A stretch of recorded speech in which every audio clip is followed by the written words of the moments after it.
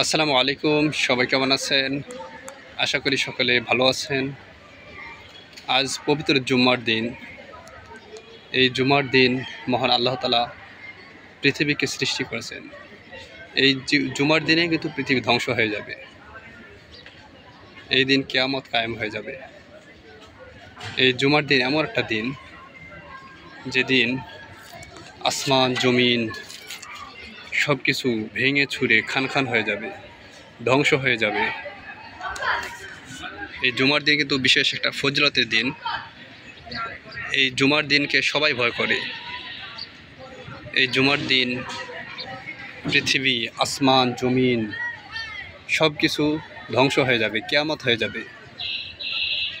আমরা এটা অনেকেই জানি। এই জুমার দিন কিন্তু কিয়ামত দিন কায়েম হবে। সেই দিন মানুষ দাঁড়াবে আল্লাহ তাআলার সামনে। পূর্ববর্তী যত মানুষ মারা গেছে দুনিয়াতে, যারা মাটিতে পরিণত হয়েছে, হাড্ডি একদম পচে গলে সব শেষ হয়ে গেছে, কিছুই নাই, এরাও কিন্তু এই দিন উঠবে, কিয়ামতের দিন।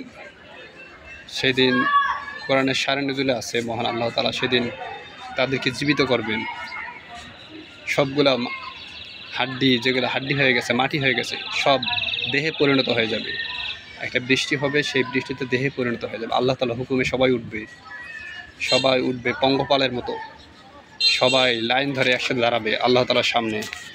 এবং সেদিন আল্লাহ তাআলা সকলের কিন্তু বিচার করবে, আমাদের বিচার করবেন। এটাই হচ্ছে সত্য। মহান আল্লাহ তাআলা কোরআনুল কারীমে বলেছে কিয়ামত সত্য। কোরআনুল কারীমে অসংখ্য আয়াত আছে যেগুলোতে কিয়ামতের বর্ণনা দেওয়া আছে। কিয়ামতের যে ঘটনাগুলো আছে খুবই ভয়ঙ্কর ঘটনা। আমরা তো অনেকেই পড়ি না, অর্থ বুঝতেও চাই না। আমরা যতটুকু অর্থ বুঝি, অর্থ বুঝে পড়ার চেষ্টা করব। এতে করে কিন্তু আমরা অনেক কিছু কোরআনের জানতে পারবো।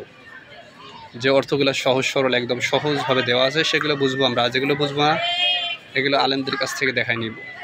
এই জন্য কোরআন পড়া, কোরআনের অর্থ পড়া একদম জরুরি। অনেক বিষয় আপনি জানতে পারবেন কোরআন থেকে। এখানে আল্লাহ তাআলা ভয় এসে যাবে অন্তরের মধ্যে, যে মহান আল্লাহ তাআলা আসলে কোরআনে কী বলেছে সেটা আমাদের জানা প্রয়োজন, খুবই প্রয়োজন, জরুরি প্রয়োজন। এই জন্য আসুন আমরা কিয়ামত সম্পর্কে জানি। কিয়ামতের দিন কঠিন দিন হবে। সেদিন কেউ কারো উপকার আসবে না। দুনিয়াতে মানুষ বিপদে পড়লে একজন বিপদে পড়লে আরেকজন উপকার করে, কিন্তু সেই দিন সবাই নিজেকে নিয়ে ব্যস্ত থাকবে। নেকির জন্য হাহাকার হয়ে যাবে। সেদিন নেকি কাজে আসবে। ধন সম্পদ, টাকা পয়সা এগুলো কোনোদিন কাজে আসবে না। সেদিন কিয়ামতের দিন এগুলো কাজে আসবে না। এগুলো সবই ধ্বংস হয়ে যাবে। পৃথিবীতে জায়গা জমি সব এগুলো পড়ে রবে, সব থেকে যাবে। কিন্তু থাকবে শুধু নেক আমল। আমরা দুনিয়াতে যে আমলগুলো করে যাব, এই কৃতকর্মগুলোই কিন্তু আমাদের সঙ্গে যাবে। তাই আসুন আমরা সকলেই বেশি বেশি নেক আমল করি। মহান আল্লাহ তাআলা আপনাকে আমাকে কিয়ামতের দিনের প্রতি বিশ্বাস এবং মৃত্যুর পরে পুনরায় জীবিত হওয়ার প্রতি বিশ্বাস, এক আল্লাহ তাআলার প্রতি বিশ্বাস দৃঢ় রাখার তৌফিক দান করুন। আমিন। আসসালামু আলাইকুম ওয়া রাহমাতুল্লাহ।